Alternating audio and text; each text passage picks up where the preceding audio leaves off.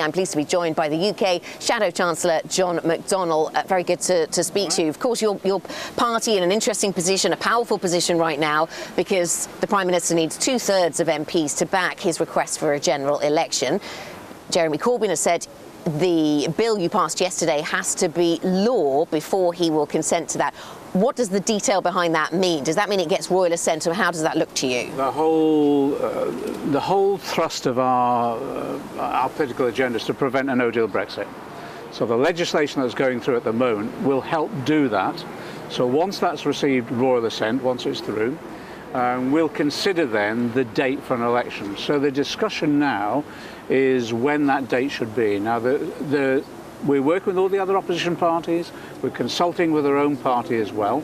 Some people are saying, look, with the current Prime Minister, Boris Johnson, it's very difficult to trust any deal that we arrive at because he's not exactly consistent or hasn't been in the past on maintaining agreements. So the issue is, should we go for an early general election, or should we wait until the next Economic Council when a deal could be achieved, or should we go after October the 31st? There is a real political issue here for Boris Johnson, because I think some in his party do want a no-deal Brexit. That's the first thing. The second thing, he's got the Brexit party breathing down his neck, and Nigel Farage, the leader of the Brexit party, said he'll only do a deal with Boris Johnson if he commits to a no-deal Brexit. So he's got a real political dilemma. Does he split his own party in going with the Brexit party or not? So what we're saying is, whatever is happening with the disintegration of the Conservative Party, in the national interest, we've got to do everything we can to prevent a no-deal Brexit. So, but if you wait until after the 31st of October, things could change, unpredictable events. Are you in danger of missing the boat? No, I don't think so. I think the public mood at the moment is that they've had enough of Brexit, but I think the public mood is also they don't support a no-deal Brexit, because everyone realises the consequence it can have for living standards, jobs and the economy overall. So what we've got to do, and it's a bit, the best thing to characterise this is that someone's got to be the adult in the room. Boris Johnson is throwing these tantrums, using all sorts of Trumpian-type language. We're saying, look, you can have your, if you like, tantrum. But what we've got to do is make sure we look after the interests of the country, and that is blocking a no-deal Brexit. Is there trouble within the Rebel Alliance? The SNP is suggesting that maybe you're afraid of an election. Well, we've been saying to the SNP and the other opposition parties, we need to do this together.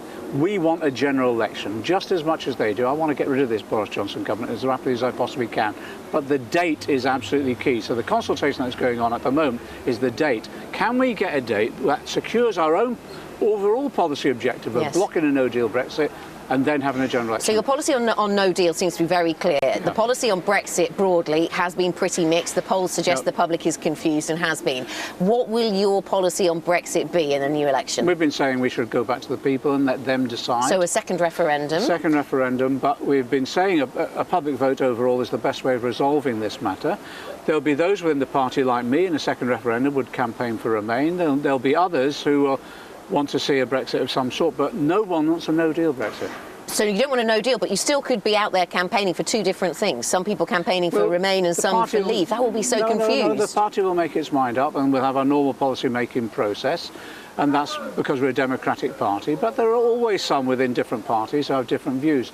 My view at the moment, I think the best option is to Remain, but that's for the future. The key issue for us now is blocking Boris Johnson trying to enforce or impose a no-deal Brexit. The polls don't suggest that you would win an election. Would you go into coalition with the Liberal Democrats? No. I think we would win the election. Remember that before the last general election, we were 24 points behind in the polls. I remember we had this conversation in these very same seats, John, and you told me you could win. That's right, and we drew level. We drew level. You didn't win? No, we didn't, but we drew level, and everyone had written us off completely. At the moment, what's very interesting, new Prime Minister Boris Johnson comes along, and normally a new Prime Minister gets a heck of a bounce in the polls. He got less of a bounce than Theresa May. And we're now, and many polls neck and neck, or he's got a bit of an advantage to us. We'll overtake that in a general election, and I think we'll be a majority party. John, thank you very much. John McDonnell, the UK's Shadow Chancellor of the Exchequer, joining me here in Westminster.